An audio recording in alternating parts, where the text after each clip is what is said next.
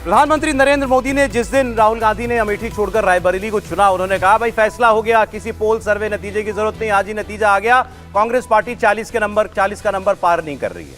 अब ये उन्होंने अपने अनुभव से कहा। तो आइए जरा हम आज इसकी परख कर लेते हैं। तो पहले तो ये जानना जरूरी है कि कांग्रेस पार्टी को पिछली बार सीटें मिली कहां से थी, किन राज्यों से सीटें मिली थी। फिर हम बात करते हैं कि जितना चुनाव हो चुका अभी 190 सीटों पर, वो और आने वाली सीटों में कांग्रेस को कहां सीटें, किस राज्य में कितनी मिल सकती हैं।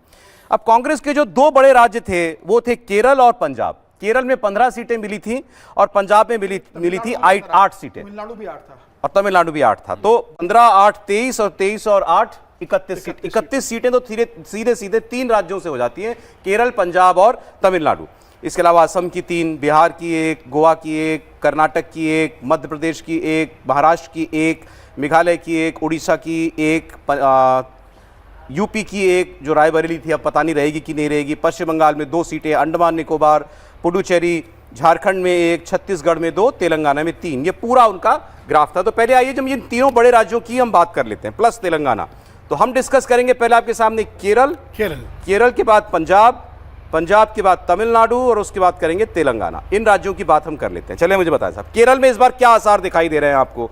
लेफ्ट और अलायंस नहीं है वहां पर, तो लेफ्ट और कांग्रेस अलग अलग लड़ रहे हैं और उतनी शिद्दत से लड़ रहे हैं जितनी बीजेपी और भाजपा लड़ती हुई दिखाई देती हैं। और वहां पर 2 टर्म लगातार लेफ्ट को असेंबली के अंदर मिल चुके हैं, तो एक एंटी इनकम्बेंसी उनके भी खिलाफ है। तो शायद राहुल गांधी को लगता होगा कि इस बार भी हमारा सिक्का लोकसभा इलेक्शन के अंदर चलना चाहिए। और वैसे भी राहुल गांधी इस वक्त ऑपोजिशन का एक बड़ा चेहरा है, बल्कि सबसे बड़ा चेहरा वही है। तो क्या वहां जो भी एंटी मोदी वोट है, क्या वो राहुल गांधी के पीछे खड़ा हो रहा है? और 20 में से 15 सीटों का जो पिछली बार रिकॉर्ड बनाया राहुल गांधी ने, क्या वो इस बार भी बनता हुआ दिखाई देगा? समीर जी। देखिए, मुझे लगता है इस बार बहुत मुश्किल है केरल में कांग्रेस को 15 सीटें जीतना। इस बार वो उसको मेंटेन रखेंगे, मुझे लगता है इसकी संभावना बहुत कम लग रही है। इसके 2-3 कारण है। 2019 में राहुल गांधी जब वायनाड लड़ने गए थे तो ये चर्चा थी कि भाई राहुल गांधी बड़े नेता बन सकते हैं, विपक्षी नेता बनेंगे, हो सकता है सरकार आई तो प्रधानमंत्री बन सकते हैं। केरल में राहुल गांधी को लेकर बहुत पॉजिटिव था। उस समय की वोटिंग का अलग रहा था और उस समय लेफ्ट पार्टीज इतनी मजबूती से चुनाव नहीं लड़ी थी कांग्रेस के खिलाफ जिस तरीके से इस बार लड़ी, नंबर 1। दूसरा एक बड़ा कारण यह था कि केरल में इस बार 5 साल के बाद प्रधानमंत्री मोदी का जो वहाँ काम रहा है, लोकप्रियता रही है, संघ का वहाँ संगठन का काम रहा है, और जिस हिसाब से प्रधानमंत्री मोदी ने लगातार केरल के अंदर प्रचार अभियान किया है, वहाँ के सामाजिक संगठनों को अपने साथ जोड़ा है, नायर समुदाय को वहाँ पर जोड़ा है, क्रिश्चियन कम्युनिटी में जिस हिसाब से भारतीय जनता पार्टी का एक्सेप्टेंस वहाँ पर बढ़ा है, संघ ने पिछले 5 साल में जिस तरीके से जमीनी स्तर पर काम किया है, उसके बाद मुझे लग रहा है कि आज की स्थिति में कांग्रेस के पास वो एज नहीं है कि वो 15 सीटें जीत पाएंगे। ये बात सही है कि कांग्रेस सबसे बड़ी पार्टी केरल में आज भी बनेगी, इसके बाद कोई दो राय नहीं है। आज सवाल ये तो हो ही नहीं रहा कि मोदी को कितनी सीटें मिलेंगी। बहरहाल कुछ सर्वे वगैरह उन्हें बताया था कि 2-3 सीटें केरल में बीजेपी निकाल सकती है। हम तो बात कर रहे हैं जो बाकी, मतलब जो एंटी मोदी वोट है वो किसको मिलने जा रहा है, लेफ्ट को या राहुल गांधी? सौरभ जी देखिए, केरल को समझना पड़ेगा।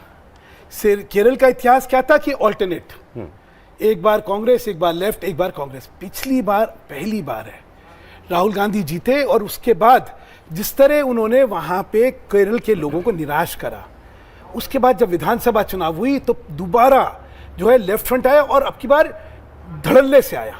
नहीं तो पहले जो था, अगर आप सबको ध्यान होगा, 2 सीट 1 सीट का फर्क होता था, बिल्कुल बराबर होता था। अब की बार पहली बार था जब 17 सीट का फर्क था।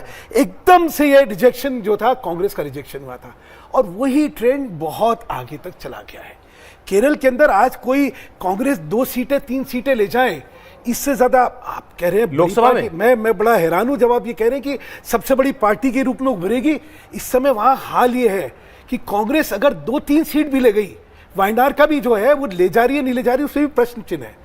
क्यों? क्योंकि वहां पे कांग्रेस की जो पॉलिटिक्स रही है बड़ी नकारात्मक रही है। ठीक है, आप सोचिए कि एंटनी के बेटे क्यों छोड़ के आ गए? क्योंकि वहां की राजनीति में उन्होंने कांग्रेस की राजनीति को बिल्कुल बिखरते देखा है। इसलिए इन चुनावों में जहां 15 सीटें कांग्रेस को आई थी, मैं अपनी तरफ से भविष्यवाणी करता हूं कि 2 या 3 सीट, 2-3 सीटें ऊपर जानी रही है। एक रेंज दीजिए मुझे, कर्नाटक में आप कांग्रेस लगता है कहां रह सकती है?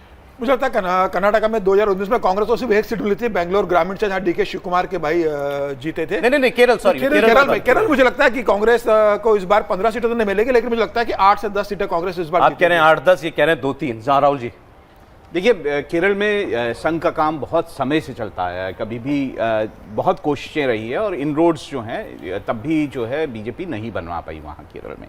इस बार ये बात ज़रूर है कि 5-6 सीटें ऐसी हैं केरल में जहाँ पर बीजेपी जो है एक अच्छा चुनाव लड़ रही है, लेकिन वो क्या तब्दील होंगी, जैसे मैं कहूँ एर्नाकुलम में बहुत अच्छा चुनाव है, तिंगल में बहुत अच्छा चुनाव है, त्रिशूर में बहुत अच्छा चुनाव लड़ रही है जी। लेकिन फिर भी बीजेपी कितना इनरोड्स बना पाएगी, मुझे नहीं लगता कि 2 या 3 सीटों से कांग्रेस ज़्यादा बीजेपी। कांग्रेस दूसरी तरफ कांग्रेस और लेफ्ट के बीच की राजनीति जो है, मुझे लगता है अब भी कांग्रेस जो है केरल में ठीक ठाक सीटें निकाल लेगी।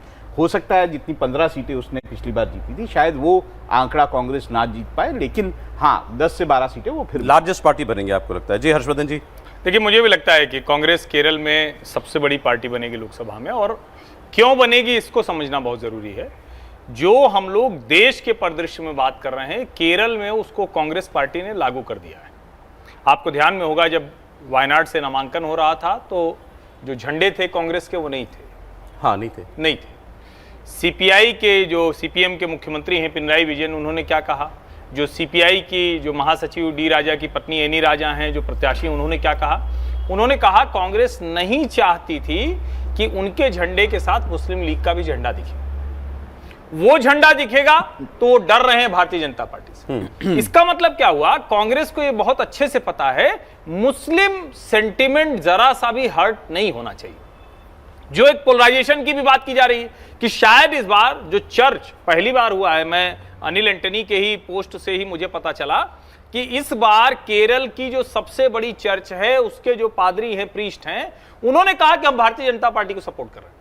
पहली बार उस चर्च में भारतीय जनता पार्टी के प्रत्याशी के लिए कार्यक्रम हुआ चर्च के भीतर। ठीक है सर। तो लेकिन इसके बावजूद जो मुस्लिम सेंटिमेंट है वो कांग्रेस के साथ होने की वजह से जो सबसे बड़ी पार्टी है वो अभी भी कांग्रेस बनती हुई दिखती है। लेकिन क्या इस लड़ाई में भारतीय जनता पार्टी बड़ा लाभ ले जाएगी? ये 8-10 सीट की पार्टी दिखाई देती है आपको? लगभग मुझे लगता है 7-8 सीटें। सर थोड़ा जल्दी जल्दी बढ़ना पड़ेगा, राज्य बहुत है क्योंकि एक एंगल इसमें मिस हो रहा है। देखिए हाँ।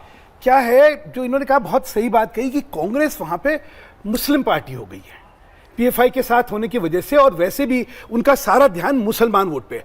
अच्छा, वहां पे एक त्रिकोणा है, वहां पे ईसाई और हिंदू और मुसलमान, इसका एक डिवीजन है। इस समय जो है कांग्रेस लिमिट हो गई है मुसलमान वोट से, इसीलिए उनका नंबर नीचे जा रहा है। अब आप लोगों ने जितना भी अपना असेसमेंट बताया उसका एवरेज निकल रहा है 9 सीट के आसपास एवरेज की हमको केरल से मिल सकती है। सर अगले राज्य में बढ़ रहा हूं, अगले राज्य में फिर मैं खत्म कर देता हूं। देखिए बाकी राज्यों में आपको एक और फैक्टर दिखाई देता है, वो है मोदी फैक्टर, जो कि केरल में उतना मजबूत दिखाई नहीं देता आपको। ठीक है, जब आप लड़ाई वहां लेफ्ट और कांग्रेस के बीच है वहां पर। चलिए अब जरा पंजाब में 13 में से 8 सीटें थी कांग्रेस पार्टी की। इस बार आम आदमी पार्टी जबरदस्त लड़ाई चल रही है, वहां भी आम आदमी पार्टी और कांग्रेस में कोई अलायंस नहीं है, लेकिन बहुत से लोग कह रहे हैं कि इस बार नंबर 1 पार्टी आम आदमी पार्टी बनेगी पंजाब में। आप सहमत हैं? बिल्कुल, मुझे लग रहा है इसमें कोई दो राय नहीं, आम आदमी पार्टी नंबर 1 पार्टी इस बार बनेगी। लेकिन पहली बार कलर में हो रहा है कि चारों पार्टी अलग अलग लड़ रही है। भारतीय जनता पार्टी अलग है, अकाली अलग है, कांग्रेस अलग है, आम आदमी पार्टी अलग है। दिल्ली में आम आदमी पार्टी और कांग्रेस का गठबंधन हुआ है, लेकिन पंजाब में नहीं हुआ है। क्यों? और जिस हिसाब से 2022 का विधानसभा चुनाव का आया कि 92 सीट 117 में से अगर आम आदमी पार्टी जीत रही है, उसके बाद यह तय है, क्योंकि भारतीय जनता पार्टी को एक किसान आंदोलन के कारण एक बड़ा किसानों का जो वर्ग है वो सपोर्ट नहीं मिलेगा। और चूंकि भारतीय जनता पार्टी लंबे समय तक अकाली दल के ऊपर निर्भर रही, 10 सीटें अकाली लड़ती थी, 3 भारतीय जनता पार्टी लड़ती थी। तो ऐसी 10 सीटें जहां भारतीय जनता पार्टी कभी लड़ी नहीं है, वहां भारतीय जनता पार्टी को दूसरे दल से आए हुए उम्मीदवारों पर निर्भर होना पड़ रहा है। बहुत संगठन मजबूत नहीं है। मुझे लग रहा है आम आदमी पार्टी में सबसे बड़ी पार्टी बनेगी और कांग्रेस दूसरे नंबर पर वहां रहने वाली है। 4-5 सीटें मुझे लगता है कांग्रेस की 8 में से 4 सीटें इस बार वहां जीतेगी पंजाब में। सुधांशु जी, पंजाब में कांग्रेस के पास प्रत्याशी ही नहीं बच रहे हैं। रवनीत बिट्टू को ले आया आप। नहीं, मैं सबको बतला रहा हूं ना। देखिए, अमरिंदर जी जो थे उनकी वाइफ लड़ती थी, अमरिंदर बड़े लीडर थे, तब जो थी लास्ट टाइम इनकी 8 सीटें आई थी।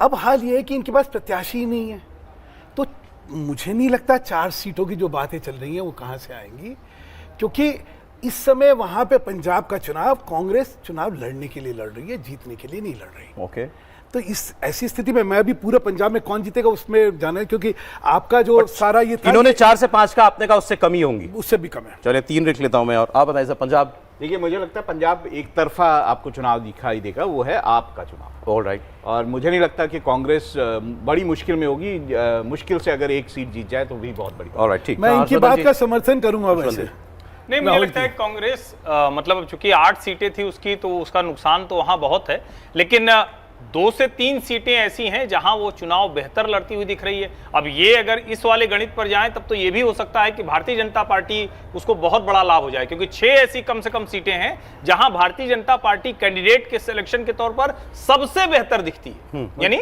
वहां जितने लोग लड़ रहे हैं सबसे बेहतर कम से कम 6 सीटें ऐसी हैं जहां बीजेपी है। अब सवाल यही है कि क्या 92 पे खड़ी आप और जो कांग्रेस का 8 लोकसभा सीट, इसके बीच में कहां जाकर टिकेगा? नुकसान निश्चित तौर पर है। जी, तो पंजाब में मैं एक और एवरेज बात एवरेज बोलूंगा। 3 सीट, पंजाब में 3 सीट। सर जल्दी जल्दी बढ़ रहा हूं मैं आगे। पंजाब में मैं एक और बात बोलूंगा। पंजाब में जो बीजेपी और अकाली दल एक स्ट्रेंथ के तौर पर सामने आते थे, अकालियों का बहुत ज्यादा प्रभाव जो है गांवों में होता था और बीजेपी का बहुत ज्यादा प्रभाव जो है शहरों में होता था। वो फैक्टर बिल्कुल नदारद है। दूसरी तरफ जो किसानों वाला आंदोलन हुआ था जी, उसका प्रभाव आपको पंजाब में दिखाई देता है। इसलिए मैं ये भी मानता हूं कि तमिलनाडु, गुरदासपुर से इत्र बीजेपी कुछ भी जीत जाए वो भी बड़ी डाउटफुल। तमिलनाडु 8 सीट कांग्रेस को आई थी। तमिलनाडु में तो अलायंस पक्का है। खैर बिल्कुल, डीएमके और कांग्रेस का गठबंधन वहां पर वहां मजबूत है, सेफ लगती है तो कांग्रेस। मुझे लग रहा है कांग्रेस को बहुत ज्यादा नुकसान नहीं होगा। डीएमके के भी बहुत अच्छा प्रचार अभियान चल रहा है, 6 सीटें जीतेगी कांग्रेस, वहां से 5 से 6 सीटें ये जीतेगी। फिर एक चीज बतलाता हूं, देखिए, एक राज्य जिसमें कि भाजपा का सबसे ज्यादा ग्रोथ होने वाली है, बढ़ोतरी होने वाली है, वो तमिलनाडु है। तमिलनाडु में हमारी अपनी जानकारी में और सब में ये लगता है कि भाजपा जो है वो वहां पे 8 से 10 सीटों का तो निश्चित ही प्रदर्शन करने वाली है। अच्छा, ये सीटें कौन सी सीटें निकलने वाली है? इसमें अधिकतम सीटें वो हैं जो कांग्रेस के पास हैं। अच्छा। इसलिए जो है कांग्रेस का चाहे जो होगा, लेकिन कांग्रेस की जो सीटें हैं वो घटेंगी। ड्रास्टिकली कटेंगी। वो 2 पे आ जाए, 3 पे आ जाए, कोई मतलब मैं उस मामले में बड़ा आशावान हूं कि कांग्रेस इस बार वहां पे अपना प्रदर्शन कर ऑलराइट ही सर, नहीं जल्दी सकती। जल्दी से तमिलनाडु में। देखिए, तमिलनाडु में 6 मानता हूं मैं 5-6 सीटें ऐसी है जिसपे बीजेपी का अच्छा खासा चुनाव चल रहा है। उसमें अब अन्नामलाई का कितना प्रभाव रहता है उसमें, और डीएमके किस तरह से चुनाव लड़ पाता है। देखिए, ज्यादातर ऐसी सीटें हैं जिसमें बीजेपी का सीधा डीएमके से टकराव नहीं है। वो सीटें ऐसी हैं जहां पे बीजेपी जो है कुछ बेहतर तो प्रदर्शन नुकसान करता है। कांग्रेस का होगा ना, जैसे इन्होंने कहा। अगर देखिए, बीजेपी पिछली बार जीतती है मेरे ख्याल से 9 सीटों पे लड़ी थी, इस बार 9 सीटों पे लड़ रही है कांग्रेस। मेरे जहां वही तक था, मुझे- पिछली बार भी वो था, उसमें 8 तो सीटें थी। कांग्रेस को नुकसान जरूर वहां पे दिखाई देता है, ऑलराइट, ठीक लेकिन है। बीजेपी को 5-6 मुझे सीटें लगता है आप, बहुत ज्यादा। 5-6 सीटें फिर भी आपको मुमकिन है? 5-6 सीटें कांग्रेस को। हाँ, बिल्कुल है। चलिए ठीक है सर, आप बताएं नहीं, तमिलनाडु। मुझे लगता है अधिकतम ये सीटें होंगी कांग्रेस की। 5 से ज्यादा सीटें तमिलनाडु में नहीं आने। वैसे भी वहां डीएमके बड़ा पार्टनर है, ताकत तो उसी की है। चलिए ठीक है सर, ये मैंने अभी तक आपके सामने, और तेलंगाना की भी जल्दी से बात कर रहे हैं क्योंकि 3 सीटें यहाँ पे थी। तेलंगाना ऐसा है जहां ग्रो करना चाहिए कांग्रेस को, ऐसा ग्रो लगता है। करती दिख रही है। ग्रो ठीक करती बात। दिख रही है। 3 तेलंगाना सीट थी एकमात्र पहले। ऐसा राज्य है जहां पार्टी की लोकसभा सीटें बढ़ती दिख रही हैं, और अब वहां भी लेकिन खेल हो गया है। क्या 10, 12, 13 की तरफ जाएगी या 7, 8 के आसपास? क्योंकि अब जो वहां से खबर आ रही है, भारतीय जनता पार्टी लोकसभा में सबसे बड़ी पार्टी हो रही है। अगर 8 से 10 के बीच में भाजपा जाती हुई दिख रही है, जिसकी 4 सीटें थी, तो कांग्रेस को बढ़त तो मिलेगी, लेकिन कितनी मिलेगी, जिसको हम कहते हैं कि बहुत ज्यादा प्लस कर रहा है, वो होता हुआ नहीं दिख रहा है। जी ठीक है। देखिए, मुझे लगता है कि तेलंगाना में जो क्षेत्रीय दल बीआरएस था, वो कई रोल में नहीं है इस चुनाव के अंदर। गायब हो गया। यह सीधे सीधे भारतीय जनता पार्टी और कांग्रेस के बीच 2 ध्रुवीय चुनाव 17 सीटों का होने वाला है, और उसमें निश्चित रूप से जब वोटों का बंटवारा होगा तो दोनों पक्ष में वोट बटेंगे। कांग्रेस और भारतीय जनता पार्टी दोनों की सीटें तेलंगाना में बनने वाली है, और मुझे लग रहा है इन दोनों में बराबर बराबर की लड़ाई चल रही है। कांग्रेस 7-8 सीट जा सकती है और भारतीय जनता पार्टी में 7 से 8 सीटें भारतीय जनता पार्टी वहां जीतेगी। चलिए ठीक है, तो जो सर इसीलिए मोटे तौर पर हमारी- देख लें अगर हम, हमारी बढ़त जो है तेलंगाना में बहुत बहुत प्रभावी बढ़त होने वाली है भाजपा की। देखिए जो अभी तक दिख रहा है 4 बड़े राज्यों में कांग्रेस के लिए, केरला में 6 सीटें कम हो सकती है -6, तमिलनाडु में 3 सीटें कम हो सकती है -9, पंजाब में 3 सीटें कम हो सकती है -12, तेलंगाना में 4 सीटें बढ़ सकती हैं, तो ये हो गया +8, 8 सीटें कम हो सकती हैं। अगर बाकी सब कुछ भी ऐसा ही रहा तो आप समझ लीजिए। और नॉर्थ के जितने रीजन्स हैं, यहां से बीजेपी से, जैसे राजस्थान में 1 आध सीट हो सकता है वो ले ले, एमपी में हो सकता है 1 आध सीट बेटर वो कर ले, हालांकि नहीं मानते, एमपी का तो नहीं मानते, लेकिन राजस्थान में तो आप मानते हैं ना। गुजरात में मुमकिन नहीं है, राजस्थान में मुमकिन नहीं है, हरियाणा में मुमकिन है कोई सीट ले कांग्रेस, नहीं, कोई मुमकिन नहीं। कोई छत्तीसगढ़ के अंदर, छत्तीसगढ़ में भी कोई मुमकिन नहीं। ठीक है। तो अगर बाय एंड लार्ज बाकी साफ है। हम कह रहे हैं बाकी सब कुछ वैसा का वैसा भी रहता है, तो भी कांग्रेस पार्टी की 8 सीटें कम होती हुई हमको दिखाई देती है। तो 52 से आप 8 सीटें कम कर लीजिए, तो 44 वहीं जहां 2019 में पहुंची, 2014 में जहां पहुंची थी पार्टी, वही 40-44 के फेर में कांग्रेस पार्टी हमको फिर से फंसती हुई दिखाई दे रही है। कहीं और उसके बढ़ने का स्कोप अभी आपके सामने हमने राज्यों की चर्चा कर ली, दिखाई देता नहीं है। मुझे लगता अब है जरा कि देखिए, जब हम ये बात करते हैं तो हमें ध्यान रखना चाहिए कि हरियाणा एक ऐसा राज्य है जहां पर आप ये मान सकते हैं कि बीजेपी के लिए मुश्किलें हैं। दूसरा, राजस्थान की 4 से 5 सीटें ऐसी हैं जहां पे बीजेपी को मुश्किलें आ सकती हैं। नहीं, वो और अगर ये मुश्किलें हुआ- होंगी या सीट ले देखिए, जाएगी ये तो- कांग्रेस, ये जितना तो फर्क है। राजस्थान किसी का साइड एक पे। इतिहास बतलाता हूं आपको। सर ब्रेक का वक्त हो गया, मजबूरी मेरी, ब्रेक के बाद हम लोग ये बात करेंगे। और ब्रेक के बाद ये भी बात हम करेंगे कि क्या ये चुनाव अब पूरी तरीके से ध्रुवीकरण का चुनाव बन गया है, ये पोलराइज हो चुका है चुनाव, सरल भाषा में हिंदू मुसलमान का चुनाव बन चुका है। योगी आदित्यनाथ क्या कह रहे हैं? गौकुशी कराना चाहती है कांग्रेस पार्टी। योगी आदित्यनाथ दिला रहे हैं राम मंदिर हो गया, काशी कॉरिडोर बन गया, अब मथुरा धाम की बारी है। नरेंद्र मोदी क्या कह रहे हैं? नरेंद्र मोदी कह रहे हैं कि आपको सारे गांधी परिवार वाले अब मंदिर मंदिर घूमते क्यों दिखाई नहीं देते हैं, क्योंकि मुसलमानों ने इनसे कह दिया है कि तुम भी मंदिर जाओगे तो तुम में और भाजपा में फर्क क्या। यही बातें हो रही हैं। तो क्या आप सिर्फ हिंदू को एक तरफ जोड़कर रखना और दूसरी तरफ मुसलमान डटकर खड़ा रहे?